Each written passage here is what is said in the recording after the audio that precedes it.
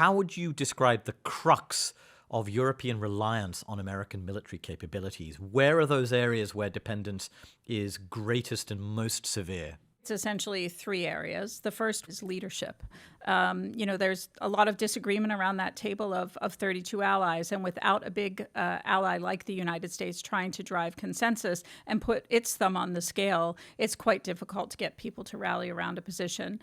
Second, going over to the military level, command and control is certainly an integrating capability that the United States provides, particularly at those higher levels. We could get to a place where European allies could do that, but for now, you really do need that integrating capability that NATO's tactical commands of air command, land command, and maritime command provide for all allies. And then thirdly, the term is key enablers. There are certain very important integrating capabilities like intelligence, surveillance, and reconnaissance, logistics, integrated air and missile defense that are in short supply across the alliance. So when we talk about burden shifting, actually, this is not something that's only been born of Trump's insistence that Europeans do more. I recall from my time at NATO during the last NATO defense planning process where allies look at the capability targets and what's needed, the United States raised its hand and said, we actually don't have enough air and missile defense to cover all your needs.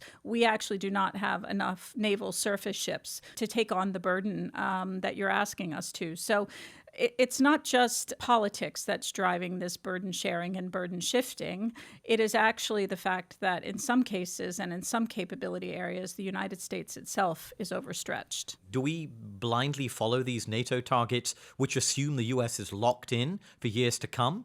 Or do you reassess this and say, actually, we need to plug holes that the Americans might leave? Well, I think it's a bit of both. I would try to be an optimist about the U.S. staying in NATO, because I do, again, believe that the majority of Americans, and possibly even President Trump himself, realize that it is a good deal for the United States and that these allies and partners really do magnify U.S. power. I do think that NATO is thinking through how well the NATO plans could be executed if the United States didn't show up or didn't show up at the level of magnitude that was anticipated. Now, it will cost massive amounts of money, and it will require hard political choices. I'm not so worried about the North Atlantic because of the level of seriousness and high levels of defense spending and integration and political and threat alignment there. I worry about Central Europe. I worry about Southern and Southeastern Europe. So to offset that risk, the alliance needs to go down to that level of regional planning and have those conversations.